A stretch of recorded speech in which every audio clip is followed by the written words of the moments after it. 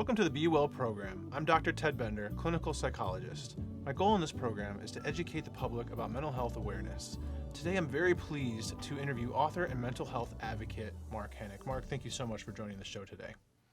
Thanks for having me, Ted. It's a pleasure to be here. You know, I spent a couple days reading your book, and I was just taken with it immediately. I spent many years as a suicide researcher, and I just felt so engrossed in the evolution of everything that you dealt with from start to finish, and the detail was so wonderfully written, and really, it allowed the reader to really get inside your mind when you were struggling growing up. So I was just very excited to get into that and to talk about it. But first, I was curious, what inspired you to write this book? For our listeners, the book is called So-Called Normal, a memoir of family depression and resilience. What was the major inspiration for you to start talking openly about this, writing the book, and becoming a speaker and an advocate for mental health?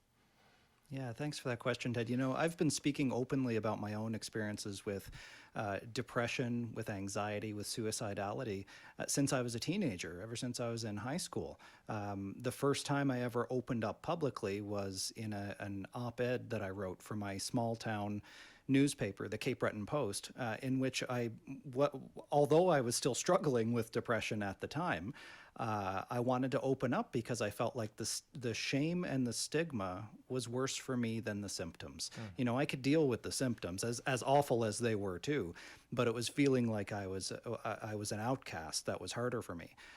So I was so afraid to open up in that first article that I wrote because I was afraid that I would be ostracized even more, that I would be isolated even more than I currently was. And the exact opposite happened. When I opened up about these most vulnerable parts of my life, suddenly all these other people, both family and strangers, started sharing their story with me too. And it was like I was part of this club that everybody was almost suffering in silence, and they didn't realize that so many of us out there were in the same club with them. So ever since then, I've been speaking openly in a variety of media, both written and television and radio and podcast now for that matter too. So the book really came out as a result of doing my TED Talk back in 2013, which ended up going viral all over the world. I shared in, I think, 15, 16 minutes, 2 stories of my suicide attempts.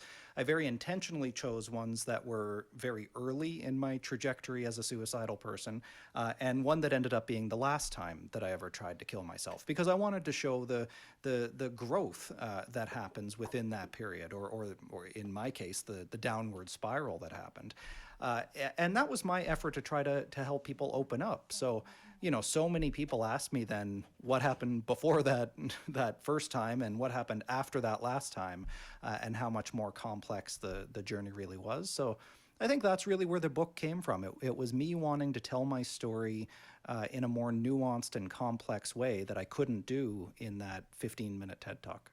Yeah, that's very interesting. For our listeners out there, when we talk about depression, most people who have never experienced depression or anxiety disorders for that matter, who don't study it or aren't professors of it or researchers or engrossed in it, will often think the first thing is just being sad. And depression is so much more than just being sad. And often we'll get unhelpful comments from people around us, which you experienced very clearly in your book.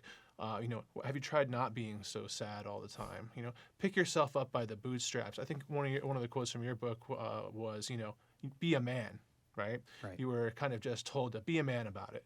But that's not what depression is. I mean, yes, part of it is extreme, prolonged sadness, but it's also problems with appetite, motivation, energy, weight gain, weight loss, sleeplessness, nightmares, and a whole host of other negative symptoms. And all of these things cause extreme stress, which then affects the body physiologically, so on and so on. So depression is not just about being sad. It is a composite of multiple symptoms and which kind of come together as a syndrome. And when we talk about suicidality, another important thing to remember that, is even though suicidality is on the rise and has been for some time and is something that keeps me up at night and I've been fighting against my whole career. Even in people who are severely depressed, suicidality is still relatively rare. And the biggest reason for that is overcoming, kind of one of nature's most critical drives, which is survival. That is not an easy thing to do. And what I really loved about your book is it showed the kind of evolution of that over time. And in a way, correct me if I'm wrong here, this is definitely your story, in a way that kind of the thoughts of suicide or the desire for suicidality almost became a comfort rather than something that was terrifying. Could you comment on that a little bit, if that's accurate? Yeah, it is, I think, and at least for me and the many, many people I've spoken to over the years of doing this work, I almost became addicted to suicide in a way. Look, you're not born knowing how to kill yourself.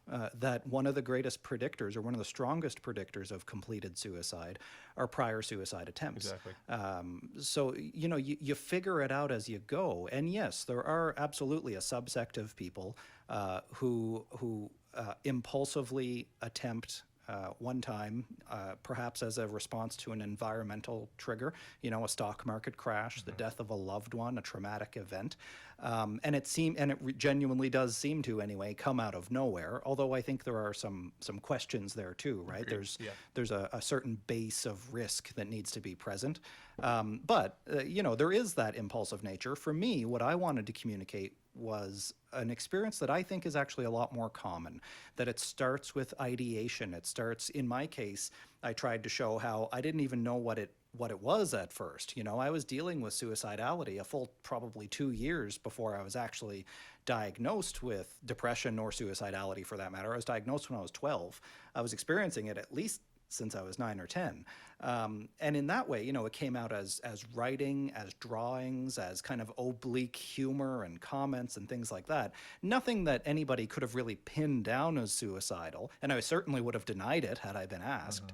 But then eventually that evolved. That evolved into attempts, often, very sort of half-hearted attempts, I guess.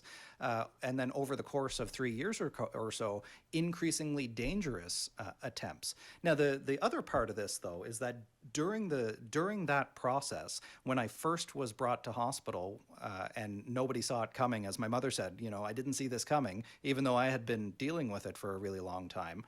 By the end, I felt like the boy who cried wolf, where I had been to the hospital so many times, I had attempted so many times, that I just became a frequent flyer. I became one of those people for whom the more help they need, the less help they get, because people start to categorize you into that slot. Oh, he's said this before and he's never done it. Meanwhile, I was getting closer and closer to the edge, literally. Yeah. And it kind of reminds me to remind the public and people who are listening that when people are talking about wanting to die, that's something to be taken seriously every single time, right? Like you just mentioned, you had been in the hospital multiple times and people started questioning whether you were serious about it or not, almost kind of categorizing you. But any talk of wanting to die should be taken very, very seriously, especially this day and age where we're battling increases in anxiety, depression, suicidality, not only in adults but children, and now we're seeing in teen girls this is becoming a significant problem as well. One of the leading theories on suicidality in the world is called the interpersonal psychological theory of suicidality. And this theory was pioneered by Dr. Thomas Joyner at Florida State University, one of the world's leading experts. And he posits that there is kind of two components to suicidality. You have on one side the desire, which is, statements that I heard in your book, people would be better off if I was gone, right? Feeling like you're a burden on other people, whether true or not, a lot of times not true. And also kind of being kind of isolated or ostracized or not having a support group, or at least not feeling like you have that. But that in and of itself is not enough. The desire for suicidality is not enough. You also have to have the ability, like you were mentioning.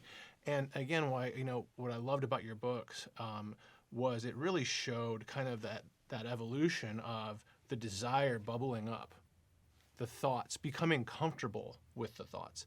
For someone who's never thought about suicide before or considered it, the thought of killing yourself is actually a very scary, kind of terrifying thing to go through. But over time, through repetition and practice almost, it becomes kind of the opposite, where you're at least more used to it. But the ability to die by suicide is the reason it still remains relatively rare if you look at the world's population and the actual number of deaths by suicide. And again, I think your book really showed all of that. It kind of brought all of that together, and showed how the desire came about, how you became more comfortable, for lack of a better word, with the thoughts surrounding it, and then how you acquire the ability to, bring yourself to that position. So you want to care to comment on that a little bit? Well, on that, there's a number of metaphorical images in the book. Some of them are more on the nose than others. Some of them are just kind of in the background. And one of them was a behavior that I started to exhibit when I was a kid. My father had left. My mother met a new man after about a year or so, and we moved to his house in the country, very far into the country. He lived at the very last house at the very end of a dead-end dirt road, surrounded by 115 acres of forest. And I remember after one of my first sort of emotional upheavals or emotional crises, I now think of it as. And I went home and I went down to the end of our driveway at the tree line that went into that forest. Yeah. And at first, it was all overgrown, and it was hard to navigate and climb over the hills and the roots and the shrubs. And then I developed that image through the course of the book, that it gets easier and easier the more times that I go back to that path in the woods. And what I was doing, I found a stream, a brook that ran through the woods in that path, and I would go to that brook and I would sit on its banks and I would watch the water, and I felt cooler there. It was a place for me to be able to escape the world. And I used that image to really try to communicate that that's what I think suicide was for me. It was a coping mechanism. Mm-hmm. It was a maladaptive coping mechanism, granted, but every behavior serves a function. Behavior is information. And for me, that suicidality was a way to escape a world that I never learned how to handle, that I couldn't talk about handling because of the environment the oppressive environment that I was surrounded by. And every time I went into the woods, it got a little bit easier. And that's very much how it was for suicide too. With every attempt, I learned a little bit more about how to do it, which really goes to show you that in many cases, there's lots of opportunity to intervene. And that's a hard thing for people to talk about without people thinking that you're blaming other people. We get so tight about don't blame the parents, don't blame the doctors, don't blame this or that. And that's not what it's about. It's just about, I think, realistically talking about what we're able to recognize, the pain that we're able to recognize in other people, and if we have the skills needed to intervene. It's not a moral judgment at all. It's a skill judgment. And I think we could all do better in learning how to recognize the signs and symptoms of suicide. Yes, I completely agree with you on that point. There are so many myths surrounding it in the first place, which I think is a big part of the problem, but actually recognizing the signs and symptoms, like you said, because sometimes it only takes one intervention to change the course of someone's life. And, you had that very, very exact thing happen on that bridge with the man in the brown jacket.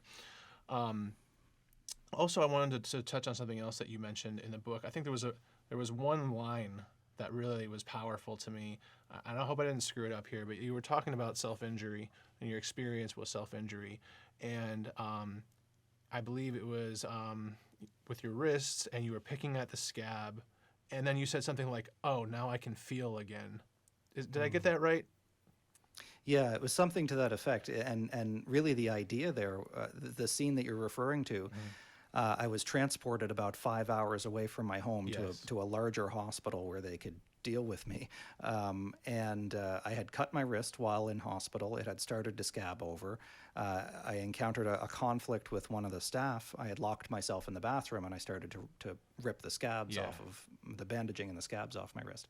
And I had started to, another one of those images that I use in the book that I refer back to a number of times, and it was one of the most popular concepts from my TED Talk as well, was this idea of the perceptual collapse, or this cognitive collapse and rigidity that happens. And I liken it to Dante's Inferno, for anybody who's read that, the few people I think now who've read that, where at the very bottom of Dante's image of hell, the devil is encased in ice. So at the very bottom of hell, rather than being fire and brimstone and all that stuff is higher up in hell, and hot wind and chaos and all that stuff, at the very core of hell, everybody is immobilized and can't move, and they don't have any free will, they don't have any agency.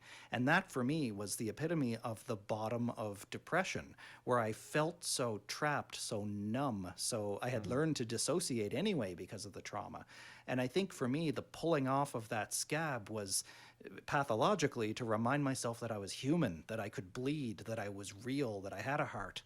Because I think that's all that I really wanted anybody to see, was that I was a living, breathing, vulnerable, real human being, not just a number on my hospital bracelet. Yeah, I thought that was a powerful moment. Not only in the book, but maybe in your life as well. When you said that, it really just kind of struck me. It was just a couple words, but now I can feel again, or something like that. And I understood what you meant.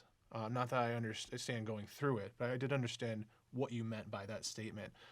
And I've worked with so many patients who could definitely relate to that. They just want to feel something because they have become so numb, kind of how you were just describing Dante's Inferno.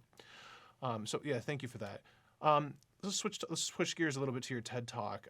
Millions of people, you've spoken to millions of people, and your TED Talk's been seen by millions of people, and it's a very large stage surrounding the topic of mental health. What are the common questions that you tend to get from your audience? What are some of the more common, repeatable questions that you hear a lot after speaking in front of an audience? Well, I think the title of the TED Talk originally, for the first, I think, 6 years or 7 years that it was up, it's been up, I think, almost 9 now. The title originally was Why We Choose Suicide. And then for some reason, TED changed that. It was intentionally called that because the theme of the conference that year was around choice. And I've been fascinated by this idea really for as long as I can remember, about what choice means when it comes to suicide. Do we really choose to kill ourselves? And for those who haven't seen the talk, I guess it's not a spoiler anymore. It's been out long enough. But I really circle around the idea that we decide to kill ourselves, people like me, but we can't freely choose to do so. Because free choice requires agency. It requires having alternatives, right? If you're offered a red pill and another red pill, all you can choose is the red pill. There is no blue pill that you can see. And we encourage people to seek help all the time too, of course. Well, that's easier said than done if you can't actually see any help available. If it's not accessible to you, then it's not available. So I think that we, when talking about suicide, don't appreciate very often the idea that our free will is constrained by a number of factors, both within and outside of our control. It's constrained by our symptoms of the illness that we're experiencing. It's in the nature of depression, of suicidality, that it limits your own agency. Even without losing decision-making capacity, it tells you that you're stupid. It tells you that you're not good enough. It tells you that nobody cares about you. And you believe your depression because it tells you these lies in your voice. It's your voice inside your own head, so you don't realize that it isn't necessarily in your best interest, because it's almost like a virus or a parasite in that respect. It's your own body attacking yourself, your own mind attacking yourself.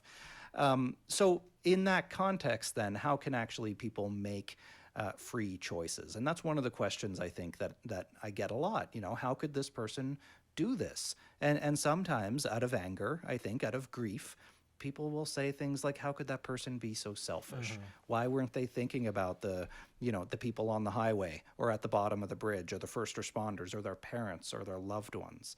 And all that I can really say to that from my own experience is that person thought they were doing what they needed to do. I thought that I would be doing my mother, my parents, a favor by sparing them the trouble that was me, and I think there's an internal logic, there's an internal coherence to depressed and suicidal thinking. It might not make a whole lot of sense outside of the person's head, but it makes sense to you because you only know your own mind. You don't know anybody else's. And when you're so collapsed and rigidly stuck inside that little that small mind that depression imposes upon you, then that's all you really know. So I hope that offers people a little bit of insight, that person really was thinking differently about the world, in that they weren't trying to hurt you. They were trying to make themselves not hurt anymore. Yeah, you really touch on a really important piece there.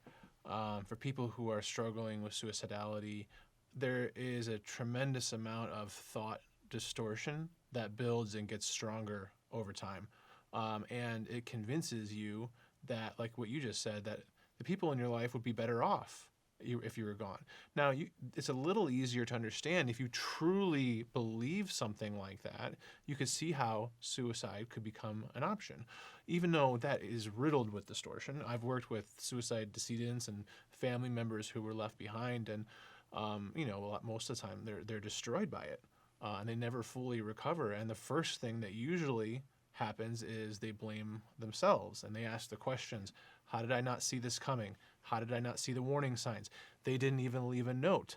Well, more than half of people that die by suicide don't leave a note. It's not like it That's is right. in the movies.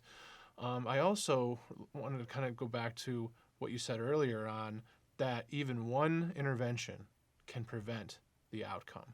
I don't know if you've ever seen that documentary, The Bridge, which was all based on the Golden Gate Bridge, when it used to be one of the highest suicide areas in the country. Kind of tough to watch.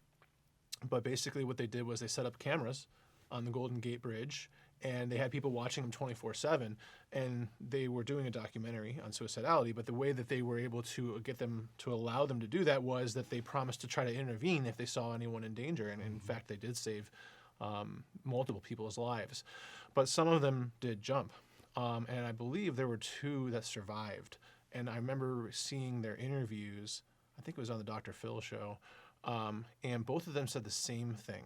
As soon as their feet left the bridge, they immediately regretted their decision. And that was always kind of a haunting thing to me, because if both of them said that, it's very likely that everyone else who didn't make it felt the same thing.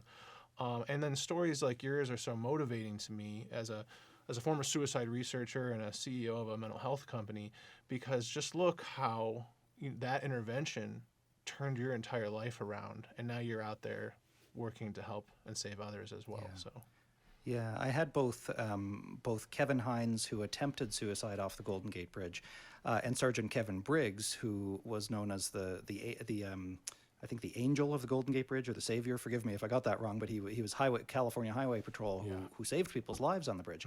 Both of them graciously provided endorsements or blurbs for my book as well, and I think it really speaks to this idea that I think there's two sort of levels by which people can help others who are suicidal. In my case, I was saved by a complete stranger who came up and who talked to me, who connected with me. Eventually, he physically grabbed me because I had let go of the railing and I started to fall. This is in my TED Talk as well as in the book. And he pulled me back. So there's those people who are there in the moment pulling people off of bridges. Your Kevin Briggs as well. There's other people. There's another character in my book, my guidance counselor in junior high school at the time, who does something much more subtle. And through his intervention, he never pulled me off of any bridges, but he was kind to me. And that might seem insignificant, or maybe it doesn't, I don't know.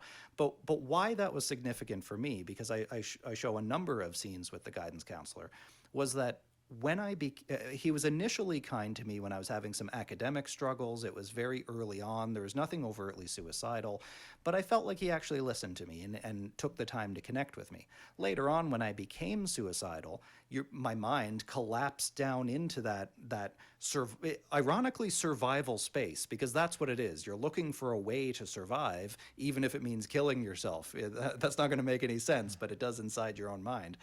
You're looking for a way to escape the pain. But when that collapse happened, you really knuckle down into your most basic kind of evolutionary functions. Most other higher cognitive stuff gets pushed out of that collapsed tight little space.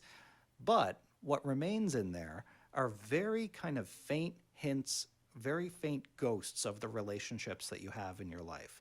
And one of them for me was just an instinct of this person who was nice to me. So when I was in this very dissociated state in my school, with a knife in my backpack, ready to cut my own throat, I just found myself almost on autopilot, brought back to this guidance counselor's office because he was nice to me once or twice, in the months preceding that.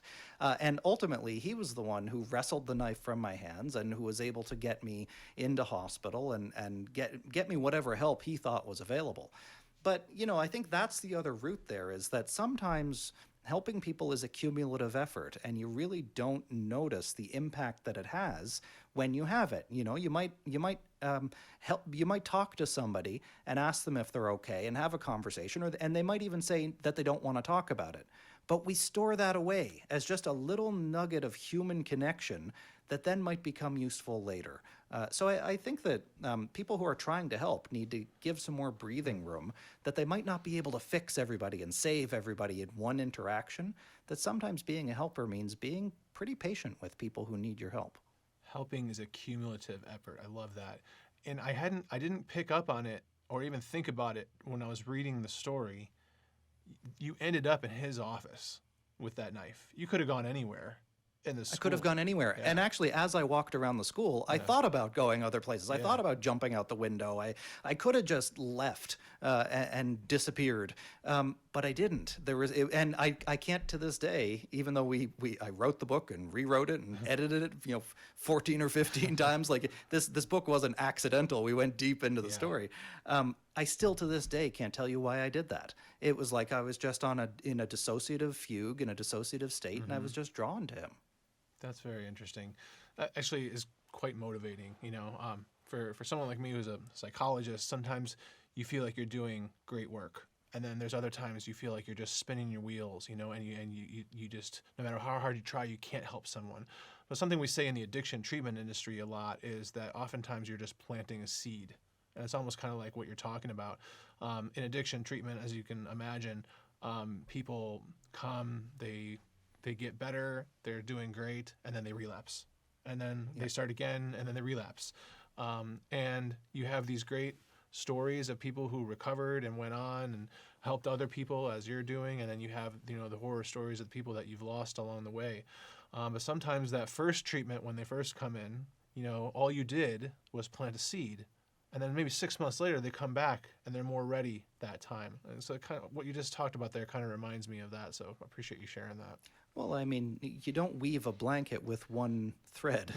It takes a number of threads. And, I think this is one of the disservices that we do to people in recovery, is this hero narrative. And it's almost an over-medicalized kind of narrative, where if you just reach out for help, talk to your doctor, they'll get you on some pills or whatever, and then you're better. Yeah. And I have never met anybody for whom that's been the case. Mm-hmm. And if that's been the case for you, congratulations. Yeah. But that's just not the reality of mental illness. Recovery or relapse is kind of part of the parcel.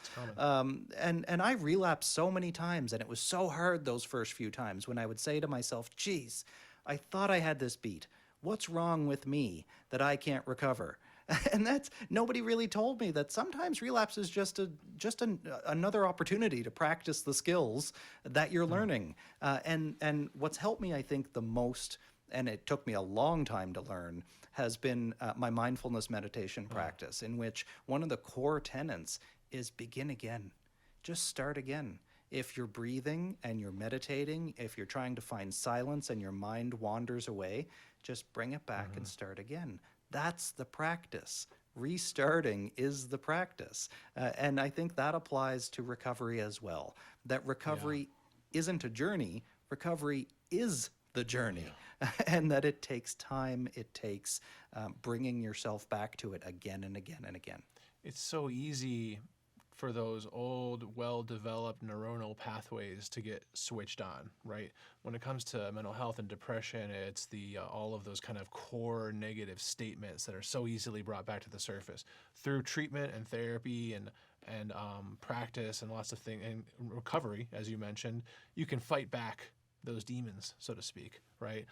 The I am worthless, or I am unlovable, or I'll never amount to anything. You can fight those back with a lot of treatment and practice and technique and therapy, but that takes time. Like you said, it's much easier sometimes just to revert back to those old pathways. It's a similar concept in addiction. I'm telling you to stop using heroin, and now you have to deal with your own emotions again, which you've been numbing Yep. for X amount of years, but you also have to deal with family issues, with work issues, with life. And it's just so much easier to go back to that old superhighway neuronal pathway in the brain, which is using, or, like in the case of mental health, relapse for depression or anxiety. And that just seems, it just can kind of pop in from nowhere. And I think, you mentioned kind of seeing its ugly head reared again when you lost your mom. You talk a little bit about that? Yeah, after I had, I didn't realize that I was recovering for more than a decade, actually. You'd think that's the type of thing that you'd realize. It took me almost a dozen years to realize, hey, Mark, you stopped trying to kill yourself more than a decade ago. It just didn't really cross my mind, because for so long I identified as a person with a mental illness for most of my life. That became a core part of my identity, until it started to bother me that I didn't meet any of the diagnostic criteria for depression anymore. So how can I keep saying that I'm a person with a mental illness if I don't meet any of the diagnostic criteria for mental illness anymore? And then, really approaching that with skepticism at first. I've relapsed so many times, I could relapse again at any point. Sure, that's true, but it's not true at this moment. So then that was really part of what underpinned the mission to find the stranger in the light brown jacket who saved my life. I found out his name was Mike. We were reconnected in a on national television here in Canada, went viral all around the world. And then a few weeks after Mike and I met, I got a phone call early in the morning on July 1st that my mother had died the night before. It was completely unexpected. She wasn't sick, and actually the autopsy report was inconclusive. So we never actually did find out how she died. But before she did, I was able to fly back home to Cape Breton, Nova Scotia on the East Coast to visit with her. And I brought her back to that place on the bridge where I tried to kill myself, where Mike saved my life. And we really had this beautiful moment of reconciliation where I got to let her know that it wasn't her fault as my mother, that she couldn't protect me from my mental illness, that was something that I needed to figure out on my own, that you can't do recovery to people. You can't do recovery for people, that's something you got to figure out, and it's hard. God, it's hard. But you have to do the work in order to get there. You can't run from it. So we had that moment of beautiful reconciliation, and then she died so suddenly. And I think that was one of the things that, that was by far the worst moment of my life with everything that I've been through. And it's almost like all my trauma, all my mental illness, all my suicidality, it's like everything was just building my resilience to get through that moment. And it was a full 2 years at least of really intense grief. But at the end of the day, I think it also ended up being one of the most powerful motivators for writing the book at all. Because the only person that I was would have been nervous about reading it would have been my mother, because it's in so many ways her story too. I mean, we were it was her and I that kept leaving my stepfather's house and kept going back, and we went through so much together that it was very much her story too. So that was a big motivator for the book, was to write it to both honor her memory, but also to process the grief of having lost her. And I think it was successful on both fronts. I'm glad you got to get that closure with her on the bridge and before she passed. Another thing I was thinking about too is, for our listeners out there, whether or not you're spiritual or a believer or maybe or not, what time was it when you were on that bridge, and how random was it that someone just happened to kind of stop and, literally pull you back from the brink? And what's even more interesting about it is he kind of knew how to do it. In the moment, like I'm a clinical psychologist. I was trying to put myself in that position. What would I have said to you in that moment? And I don't think I would have done nearly as good a job as this guy who kind of happened upon you that night on the bridge. So what time was it? I feel like it was nighttime. Yeah. It was almost midnight on a Sunday night in March in a small town. What was he doing? Yeah, he was on his way to a night shift He was working. He wasn't a clinical psychologist or a mental health worker That's what I either, mean, yeah. but he was, or he, at least not by academic training. But he was going to a night shift at a group home, Yeah. where he was almost in a sort of a mentorship kind of big brothers big sisters sort of role. And I much later talked to him about that experience around being a mentor. He'd only been doing it for a year, I think. Like, it was an entry level kind of job. And he'd never received any kind of suicide prevention training or any of that stuff. But he just connected with me in a way that nobody else had. And that's what was so fascinating for me, reflecting back. And I did a lot of this work in writing the book, where it was very important to me, both in my public speaking work and in my writing, that I'm almost a method writer. I need to get myself right back there in the headspace again. Yeah. And I've done it so many times, both in writing about my story and speaking about it on stage and in media and stuff, that I can go right back into it and then turn off the mic or leave the stage and then come right back out again. It's just a skill that you get good at after a while. But it was really important for me to go back into my own head in writing the book. And what he did that was important for me was to create space within which I could come up for air.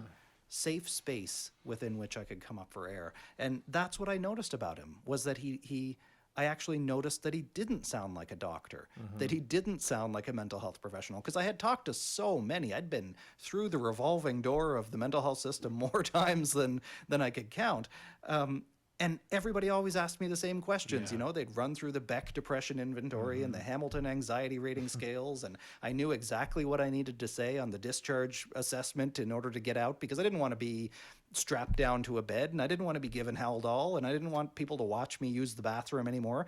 These are sometimes the treatment milieu in which we put people is worse. That is not conducive to recovery so often in a dark, dank basement.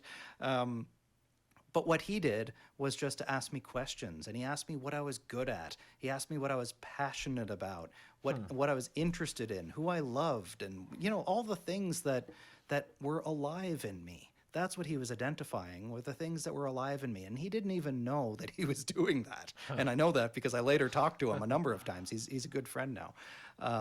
So I think that's the openness that we need. There's a real risk in professionals becoming so smart that they get so stuck in their head that they forget to be real. They forget to be in their heart. They forget to just be present with people. Sometimes that's the most powerful healing act, is just to let people know that they're seen and that they're heard, and that you can keep your heart open in hell. That's what it's all about. It's not about fixing people. It's about being with other people's pain. And if you want to do that as a mental health professional, then you got to do the work in yourself in order to be strong enough to do that, I think. Totally agree. And I felt myself in that moment thinking, what would I have said? I think the one thing that I would have done similarly to Mike is he was watching your hands the whole time. Yeah. He was laser focused on that. That part I would have got. But I don't know. I don't know if I would have been as skillful in the things that he was saying. I think when you talked about the things you didn't want to hear in that moment, I probably would have said half of them. So I look at that moment as just being. It's hard to. I don't know. It's hard to rule out kind of, a faith or a spiritual or a godlike moment right there on a late midnight Sunday night. He just happened to show up because, now the work that you're doing after that event is just so important and so critical, and you're absolutely touching the lives of other people. And, who knows how many people you've saved through your writing and your speaking and just making other people feel heard the way that you just described. It's easy when you do this kind of work, especially I've been blessed to have had my work profiled in some big kind of venues and to get a lot of attention for that. And I think there's a risk in that of your feet floating up off the ground, of losing yourself in the popularity of it, I guess, and the attention of it. And really, for me, it's about coming back down to earth and what really helps people. Is what helps people, having so many million views on a silly, I shouldn't call it silly. I shouldn't dismiss myself so easy, but having millions of views on a YouTube video, no, not really. It's actually when you talk to people that they're the only person in the world in that moment. And I think that's really where I'm at in my life now and have been for a number of years, I think in many ways that's what writing the book helped to remind me of, was the core connection, or flow state in many ways that really helped me to survive all these years. That it wasn't some hallelujah moment or some savior or some magic pill, or therapy. All those things did their own little things here and there. But at the end of the day, it was that really unguarded, deep connection with somebody that helped me the most. So I try to remind myself every day, actually, that that's what matters most. That it's not about reaching huge numbers of people. It's about reaching a few people where and when they need it really deeply. Yeah, absolutely. I've said this to many people that if I spend my entire career in the addiction treatment industry and one person survives because of 30 or 40 years of work, then that was a life well lived. And I know from my experiences and people that now have even worked with me in the past that were in recovery, that it's been much more than one. So yeah, I can definitely relate to you on that front. Well, and I think that's what's been most helpful for me too over the years, is that, I've been so privileged to have had those experiences already. So it's kind of like, I'm not afraid of death anymore. I've been there. It's like I've got lots of time to die, so I might as well. I've already seen, both through my mother and my own experiences, that can happen at any time. Yeah. So I might as well live the time that I have here as fruitfully as possible to try to touch as many people's lives as deeply as I can. Agreed. So, Mark, a lot of our listeners out there and people that listen to the podcast either struggle with mental health disorders or addiction themselves, or they're family members of people that struggle. So, with depression specifically, or anxiety as well, what strategies have you found to be the most helpful in managing the symptoms of those disorders, both back when you were kind of in the throes of it and now today? I think my recovery really took off when I started to build a sense of purpose. Then when I realized, and that seems almost cliche, but it's when I started to realize that I could use my struggle for something, not in some kind of big, maybe this means something kind of superstitious thing. That's not what I'm talking about. I don't think anybody deserves to have or should have or is destined to struggle in these ways with these things. But as the writer Anne Lamott said, you own everything that has happened to you. So it's kind of this place of acceptance and change, that you accept what has happened, what is happening to you, and then only through accepting it can you actually change and do something with it. So I said this in my TED Talk almost a decade ago now, and I still believe it. I believe it even more strongly today, that we need you and your experience and all of your suffering and everything that you've been through. We need that because there are so many people out there who are struggling with it too. And by you sharing your story, by you sometimes suffering out loud and letting people know that the system is not working and we need change, that's what helps to let people know that they're not alone. And that's what creates systemic change too. Policymakers and governments and the powers that be, they would just love for you to be quiet about your illness, about your suffering and your struggle. And we can't let them do that, because that lets too many other people fall through the cracks. So we need all of us who have been there to share your stories and to be in it together and remember that you're not alone. It's so important to talk about it. You're right. And you said something else in your book too, how when you were in psychiatric facilities, you weren't getting all the cards and the feel better and all the welcoming kind of stuff. But when you were in the hospital for a physical malady, it was a completely different outpouring of support. And that's such a good example for what we still continue to deal with to this day. No one questions you if you break your arm, go to the doctor, get a cast, and get healed. Like, oh, sorry, can I sign your cast? No, but if you have depression, or you need to go to the hospital for depression, or you're going to miss work because you're depressed or have an anxiety disorder, then that's a whole different thing, right? We're like, oh, we don't know what's going on there. We don't have that same level of support as you would for any medical problem. And that's a big piece of the puzzle, I think. I don't think there's anything there's no difference between having a heart-related issue or a severe depression or severe anxiety. There's no difference, and we shouldn't treat it any differently. And it's, if anything has come from the pandemic that's good, if anything, not much. The one thing I think that the pandemic has changed is that it greatly increased the amount of depression and anxiety in our country. If you think about it, I mean, what is the most perfect situation for increases anxiety and depression? It's isolation and economic downturn. And that's exactly what COVID-19 did to all of us, right? And if anything good came from it, people are starting to talk much more normally about mental health now. You're getting actors and athletes and people out there who are speaking much more openly and frequently about it. And that's one of the things we're trying to do on this show. One of our main goals and mission is to reduce the stigma around it so we can treat the problem and move forward together. Well, and I think it's important to remember, too, that not all awareness is created equal. That we've been in a great phase for the last 10 years of really intense mental health awareness with more celebrities speaking openly than ever. Yeah. We know that millennials and younger are more likely than any older generation to both recognize that they might be struggling with their mental health and to reach out for help. But we also have to remember that if we're encouraging people to reach out for help, that's a good thing. But there better be somebody there to reach back. Yeah. And the people who reach back better be adequately trained, ideally through a trauma-informed lens and a recovery-oriented lens, to be able to help people recover. Because what was harmful for me was connecting with help that wasn't the help that I needed. Yeah. Because then that shows you, and you learn just through conditioning, that if I reach out and I'm hurt, I'm not going to reach out again. So we have to make sure that we have our house in order, that we fix the system properly, that we make it a truly biopsychosocial wrap-around service that isn't just about medicating people. That might be part of it, but it's a relatively small part of it.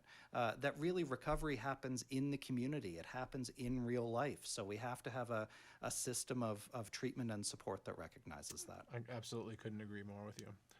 Mark, what are some of your future goals and aspirations for your work in mental health advocacy and education? What's next for you?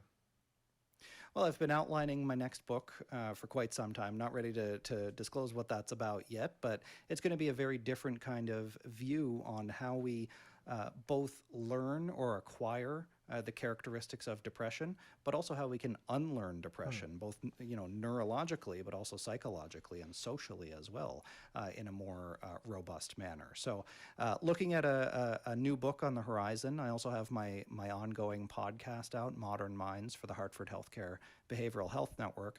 And just on my most recent episode, I talked with Dr. Dan Siegel, the sort of paragon of child and youth mental health conversation. Dr. Lisa Damore was on there, Senator Chris Murphy too, so that's up Excellent. on Spotify. And continuing to talk about my current book, my story, So-Called Normal. It was such a labor of love that I'm so proud of it that I love every opportunity to talk more about it. Thank you very much, Mark. Be sure, everybody, to check out the book, So-Called Normal. I couldn't put it down once I picked it up. You have such a way of kind of, like you said, really enveloping yourself back into the moment. I really felt like I was standing there with you at a lot of parts in that book, and it was the detail was just incredible. I really loved it. Make sure to check out the TED Talk, millions of views. You can catch that, just Google TED Talk, and also make sure to check out the podcast. The name of the podcast, once more? Modern Minds. Modern Minds. Thank you once again, Mark, for being a guest on the podcast. You are helping many people get their lives back and educate the public on mental health and mental health illness.